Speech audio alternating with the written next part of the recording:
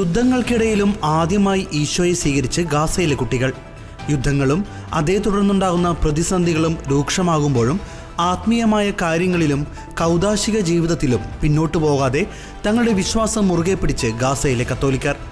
ഞായറാഴ്ച ഗാസയിലെ holy family ദേവാലയത്തിൽ 8 കുട്ടികളാണ് ആദ്യ കുർബാന സ്വീകരണം നടത്തിയത്.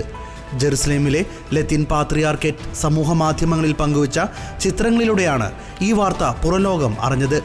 2023 ഒക്ടോബർ 7 സംഘർഷം ആരംഭിച്ചതിനു ശേഷം പ്രതിസന്ധികൾ ഏറെ ഉണ്ടായിരുന്നെങ്കിലും ഹോളി ഫാമിലി ദേവാലയത്തിന് വാതിലുകൾ അടച്ചിരുന്നില്ല.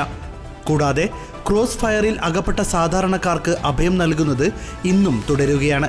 ആദ്യ കുർബാന ചടങ്ങുകൾ കൂടാതെ കഴിഞ്ഞ 3 മാസമായി പള്ളിയിൽ മാമോദിസായും കുർബാനയും നടത്തിവരുന്നു. ഹെറിറ്റേജ് ആൻഡ് റിസർച്ച് സെന്ററിന്റെ ഓഫീസ് സമുച്ചയം വെഞ്ചരിച്ചു.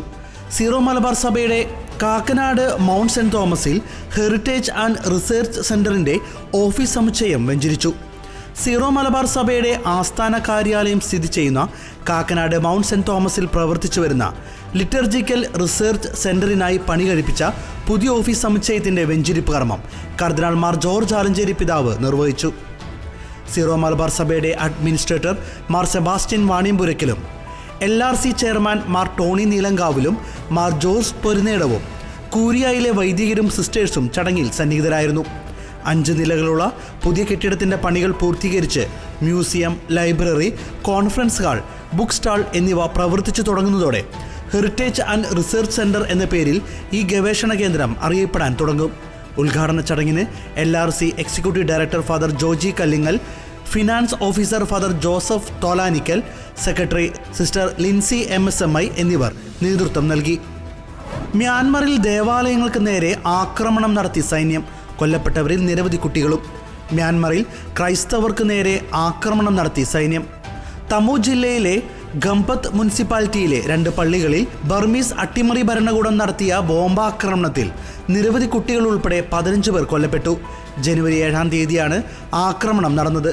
7-ാം തീയതി രാവിലെ 10:15 തമു ജില്ലയിലെ ഗംപത്ത് ടൗൺഷിപ്പിൽ സൈന്യം ബോംബാക്രമണം നടത്തിയത്. ആക്രമണം നടക്കുന്നെന്നറിഞ്ഞ ആളുകൾ രക്ഷപ്പെടുന്നതിനിടയിൽ സൈന്യം രണ്ടാമതും ബോംബാക്രമണം നടത്തുകയായിരുന്നു. വാടക ഗർഭധാരണം ആഗോളതലത്തിൽ നിരോധിക്കണം ഫ്രാൻസിസ് മാർപ്പാപ്പ. വാടക ഗർഭധാരണം നിരോധിക്കണമെന്ന് ഫ്രാൻസിസ് മാർപ്പാപ്പ. അമ്മയുടെയും കുഞ്ഞിൻ്റെയും അന്തസ്സിനെ ബാധിക്കുന്നതാണ് വാടക ഗർഭധാരണം. ഇത് അപലപനീയമാണ്. അതിനാൽ ഈ സമ്പ്രദായം ആഗോളതലത്തിൽ നിരോധിക്കാനുള്ള അന്താരാഷ്ട്ര സമൂഹത്തിൻ്റെ ശ്രമത്തിൽ താൻ പ്രത്യാശ പ്രകടിപ്പിക്കുന്നുവെന്നും മാർപ്പാപ്പ പറഞ്ഞു. വത്തിക്കാൻ അക്രഡിറ്റഡ് നയതന്ത്രജ്ഞരെ അഭിസംബോധന ചെയ്ത് സംസാരിക്കുകയായിരുന്നു പാപ്പ. ലോകത്ത് വാടക ഗർഭധാരണത്തിലൂടെ ജനിച്ച കുഞ്ഞുങ്ങളുടെ എണ്ണത്തെക്കുറിച്ച് നിലവിൽ വ്യക്തതയില്ല. കാരണം ലോകത്ത് പല രാജ്യങ്ങളിലും അമേരിക്കയിലെ ചില സംസ്ഥാനങ്ങളിലും ധാർമ്മിക കാരണങ്ങളാൽ വാടക ഗർഭധാരണം നിലവിൽ നിയമവിരുദ്ധമാണ്. ദരിദ്രരായ സ്ത്രീകൾ സാമ്പത്തിക പ്രതിസന്ധി കാരണം വാടക ഗർഭം ധരിക്കാൻ നിർബന്ധിതരാകുന്നു എന്നതാണ് മറ്റൊരു വിമർശനം. ക്രൈസ്തവർക്കെതിരായ ആക്രമണങ്ങൾ തടയണം സുപ്രീം കോടതിയിൽ ഹർജി നൽകി ബംഗളൂരു ആർച്ച് ബിഷപ്പ്. ക്രൈസ്തവർക്കെതിരെ രാജ്യവ്യാപകമായി നടക്കുന്ന അതിക്രമങ്ങൾക്കെതിരെ നടപടി ആവശ്യപ്പെട്ട ഹർജി സുപ്രീം കോടതി ഇന്ന് പരിഗണിച്ചു. ബംഗളൂരു ആർച്ച് ബിഷപ്പ് പീറ്റർ മച്ചാഡോയാണ് ഹർജി നൽകിയത്. നിഷ്പക്ഷ സമിതിയെ കൊണ്ട് അന്വേഷിപ്പിക്കണമെന്നാണ് ആവശ്യം. മതപരിവർത്തനത്തിന്റെ പേരിൽ ഉത്തരേന്ത്യയിൽ ക്രിസ്ത്യൻ വൈദികർ ക്രൂശിക്കപ്പെടുമ്പോഴാണ് ഹർജി വീണ്ടും പരിഗണിക്കുന്നത്. വിരമിച്ച ജഡ്ജിമാരെ ഉൾപ്പെടുത്തിയ സമിതിയെ നിയോഗിച്ച് അക്രമം തിട്ടപ്പെടുത്തണമെന്നാണ് ഹർജിയിലെ പ്രധാന ആവശ്യം.